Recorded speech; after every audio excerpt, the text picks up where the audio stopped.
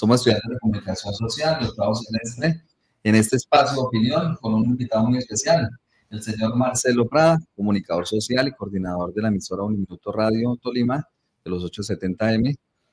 El tema que nos convoca el día de hoy está relacionado con la primavera árabe. Pero antes que nada, cuéntenos, ¿quién es Marcelo Prada? Muy buenas tardes a ustedes, chicos. Buenas tardes a los docentes. Marcelo Prada, como bien lo dijiste, director de Uniminuto Radio Tolima 870M, comunicador social, egresado de Uniminuto, estudiante en este momento de la especialización en comunicación digital también de Uniminuto. Y pues nada, voy hablando un poco de temas serios y políticos de orden mundial aquí con ustedes. Bueno, y entrando acá en contexto, Marcelo, ¿qué es la primavera árabe? Bueno, fue un fenómeno que surgió más o menos en el 2010, donde se dieron unas protestas en toda la zona pues, de Arabia Saudita y de un régimen que estuvo muy compenetrado y que estuvo realmente generando un impacto de orden social que se vio afectado no solamente en la zona de Arabia como tal, sino de África. O sea, fue un movimiento que se dio como tal, donde se pedían unas reformas a nivel político y social, y la gente pues, no aguantó más este tipo de contravención por la que venía sucediendo, por la que venía pasando. Hubo unos detonantes, pero todo surgió a raíz del movimiento, este movimiento como tal que se dio en Túnez. Fue cuando un joven vendedor, Mohamed Boussini, se inmoló en la plaza pública por la represión que tenía por parte de las autoridades.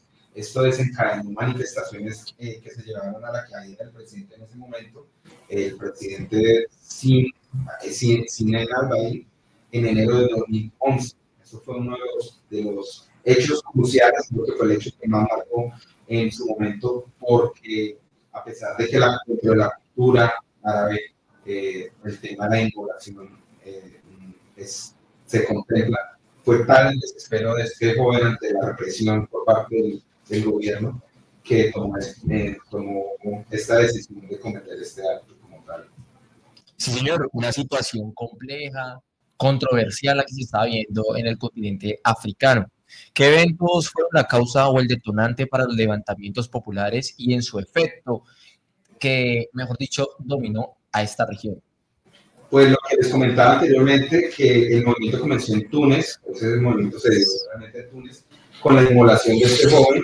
Esto por sí ya tenía una connotación política de represión hacia el pueblo de hace muchos años, pero creo que el caso de este mártir como tal fue lo que se realizó y lo que se dio con este joven de inmolarse. Se convirtió en el símbolo de la rebeldía y el símbolo de la revolución que se desató este año, a partir de este año, que ya lleva más de 13 años aún en representación de esta guerra que se viene presentando en estos países. Bueno, desde el aspecto de usted como comunicador social, ¿cómo cree usted que influyeron los medios de comunicación, el uso de la tecnología, los medios digitales y sobre todo pues, la era digital, ¿no? Las redes sociales en este ámbito? Bueno, pues hay dos panoramas que hay que evaluar en este punto. El punto de que ya en el año 2010 teníamos acceso a herramientas tecnológicas como las redes sociales, como los medios de comunicación alternativos, no solamente los tradicionales. Y esto hizo mella en dos hechos importantes. Primero, la visibilización de todas estas personas que estaban luchando por sus propios derechos, ese impacto que podían alcanzar, masificando el mensaje, llevándolo a otros países a nivel mundial, llevando su mensaje de represión, mostrando la represión que estaban teniendo en el momento por parte del gobierno. Y esto permitió impulsar y movilizar las masas, permitir que las masas como tal conocieran la situación, ¿sí? Más allá de simplemente el voz a voz, sino a través de todos estos medios digitales y medios de comunicación a nivel global, permitiendo que se pudiera conglomerar más gente para participar de esta causa. Pero también estuvo como parte represiva por parte de esos gobiernos el hecho de que los medios tradicionales fueron vetados, los medios digitales, al acceso a las herramientas a la digitales, internet incluso, ¿no? Y a la internet incluso en ese momento fue también vetado porque se se dieron cuenta que se les salió de control el hecho de poder acceder a la información, poder mostrar lo que estaba pasando, que ha sido uno de los, creo, en el contexto político y social de estos países, lo que más marca es el modo en que se presentan las realidades que se viven allá. Muchas veces, al no tener una información, no tener el apoyo audiovisual de conocer cómo se da y cómo se presentan estos hechos, pues la gente saca de contexto lo que pueda estar sucediendo como tal en una guerra como la que se da en estos países. El hecho de acceder a las herramientas, el hecho de acceder al contenido, ya sea en redes sociales, que muchas veces puede estar supeditado, ¿sí? Puede estar supeditado a los fake news, al contenido errático de este tipo, pero también da la visibilidad de mostrar esto es lo que está pasando, más allá de decir, un medio tradicional trata de mantener pues una línea editorial y más si pertenecen a entes de gobierno, van a estar supeditados. Entonces, los medios de comunicación fueron muy importantes porque permitió la globalización de la información, de que los medios internacionales mostraran una realidad, aunque fue un trabajo para los comunicadores y para los medios de comunicación en ese momento de vida o muerte, no solamente su integridad, el tema de que los comunicadores, los fotógrafos, los periodistas salir a hacer sus cubrimientos con chalecos antibalas, eso genera un impacto donde dices, estás arriesgando tu vida para llevar la información. Entonces eso fue un manejo mediático que fue importante desde esa perspectiva de los movimientos rebeldes.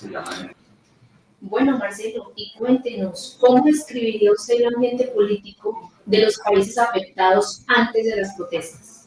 Bueno, los países, los ambientes políticos siempre en esta zona de Egipto, del tema de Arabia, de la zona del continente, siempre han estado caldeados. Creo que son guerras santas que ya vienen desde hace décadas, no solamente es ahora. Creo que ha perdido visibilidad, pero lo seguimos viendo con la zona, con la franja de Gaza, con todo lo que viene pasando en estos países. Y como lo dijo Saúl en algún momento, son gobiernos de regímenes donde simplemente maneja la dictadura que más pueda sopesar sobre la otra. ¿Sí? Entonces, al ser dictaduras, siempre van a estar con la predisposición a que van a querer tumbarlas de una u otra manera. Han habido muchos regímenes en ese campo, pero los mismos países como tal se han dado cuenta que ¿cuál es el paso a seguir cuando se instala un régimen? Tumbarlo, derrocarlo. Sea para bien, sea para mal, estén alineados con las líneas políticas que manejan, normalmente se les sale de control y tienen que implementar el uso de la fuerza para poder derrocar y pues hacer uso de la vía de hecho para liberar, pues hacer participar al pueblo de las decisiones políticas que estén desarrollando. Sí, señor, es una situación que hemos visto que ha dejado secuelas de manera positiva como de manera negativa.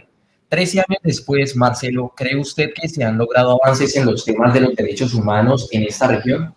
Bueno, pues después de 13 años, creería yo que aún creo que lo seguimos viendo. Países como Siria, Libia, Yemen, siguen siendo países muy supeditados por controles políticos autoritarios, países que no ejercen una soberanía en sus propios criterios, en el criterio no de los gobernantes, sino de las personas del común que viven esa guerra y que llevan no solo 13 años, creo, más de 2 décadas combatiendo, ¿sí? Por sus propios derechos, por su libertad. Y pues creo que siempre hemos tenido el contexto de que el Medio Oriente es generador de controversia por las decisiones políticas, ya sean económicas, de índole económico, ya sea de índole social. Siempre han sido países que están muy supeditados, ¿sí? A estar en enfrentamientos, en guerras. Entre ellos, muchas veces hay algo tan elemental como el dominio de un río en Cisjordania que detona una guerra, ¿sí? Entonces, son países que creo que van a continuar mucho más en guerra. O sea, no veo un panorama donde haya acercamientos y se llegue a un consenso, sino es donde el país dominante derroque al país que esté por debajo. La siguiente pregunta está relacionada casi con lo mismo, digamos, casi que me dio la respuesta ahí, y es, a nivel democrático, ¿en qué medida se logró el objetivo de las manifestaciones populares? Bueno, pues más que lograrse, creo que lo que nos deja este tema de las manifestaciones, del nacimiento de esta primavera árabe, nos deja, pues nos deja crisis, nos deja impacto a nivel de Europa, a nivel económico, pues ser países de origen petrolero, de todas maneras, de una u otra manera, va a marcar las tendencias económicas en el mundo. Aparte de eso, el tema del flujo masivo de migrantes, la migración de personas de estos países que tienen que salir de una u otra manera, no va a ser, o sea, no hay posibilidad. Yo llevo el contexto de pronto a trasladarlo a una analogía en Latinoamérica con el tema de los migrantes venezolanos, ¿sí? Los venezolanos emigran por la situación del país, pero no han vivido un contexto de guerra como lo están viviendo en estos países, donde mueren niños, adultos, donde de una u otra manera acá han sido vulnerados en su integridad, pero no en sus derechos a vivir como tal, como está sucediendo allá. Entonces, ¿qué deja? Pues problemas migratorios, problemas de índole económico, y de todas maneras genera una división, porque realmente siempre va a haber países con poder que influyen de una u otra manera en estas guerras, ya sean países de Occidente, países de Oriente, no doy nombres como tal, pero siempre va a haber una incidencia de países que ven la oportunidad, no ven un trasfondo social de cambiar una sociedad como tal, sino en qué manera pueden influir para sacar su propio beneficio. Sí, señor, que es algo súper complejo lo que se vive con esa situación, ¿no? Ver cómo las dictaduras acaban con lo que es la integridad de las personas y sobre todo con los derechos humanos. Yo le pregunto una cosa a usted, actualmente, ¿cuál es el panorama de la región en el aspecto político y social? Bueno, pues creo que ya hicimos un pequeño avance de este tema con lo que acabamos de hablar.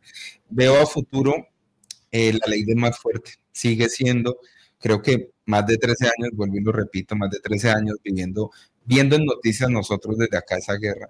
No la vivimos de primera mano y doy gracias a Dios por no estar, a pesar de que nuestro país tiene un consenso de violencia muy fuerte, no estamos en ese ámbito, a ese nivel como tal.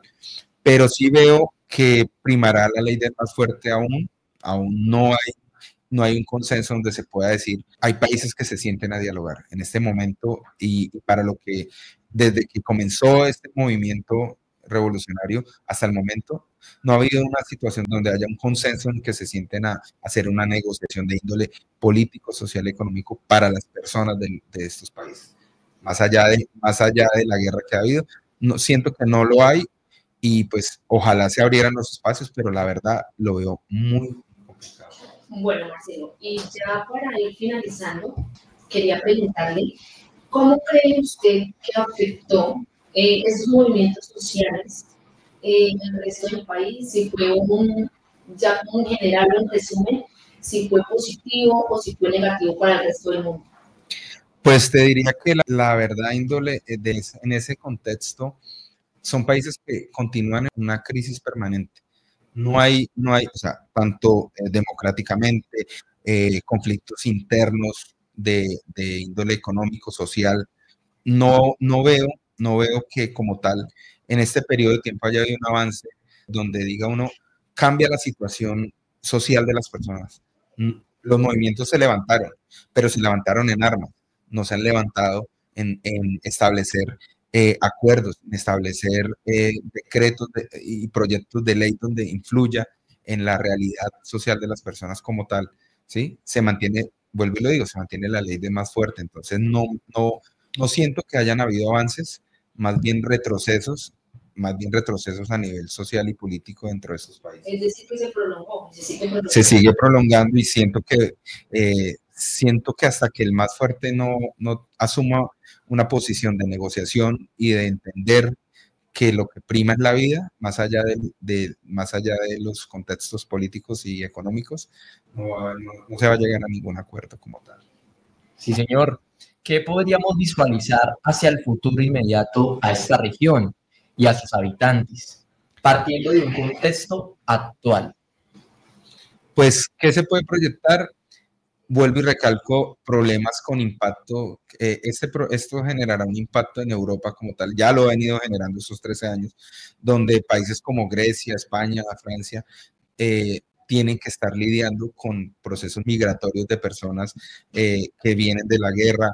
El tema de son 13 años que los demás países, la UNICEF y la ONU han tenido que generar ayudas humanitarias para todos estos países. Entonces, y sostener esto, o sea, sostener una guerra a nivel económico es muy costoso. Sostener los apoyos y los grandes flujos de ayudas humanitarias que puedan, en algún momento van a afectar y en algún momento van a haber países que digan, no puedo ayudarlos más humanitariamente porque es difícil sostener el sostenimiento económico de estos procesos. Entonces, creo que falta mucho y va a haber mucho tiempo todavía en que se pueda ver realmente un apoyo directo, tanto externo como interno dentro del conflicto. Bueno, de esta manera hemos llegado al final de nuestro programa, agradeciendo a nuestro invitado por su tiempo, su opinión respecto a este acontecimiento. Muchas gracias. Muy amable, Marcelo. Muchas gracias, Marcelo. Muy amable. Una visita que le ofrecí.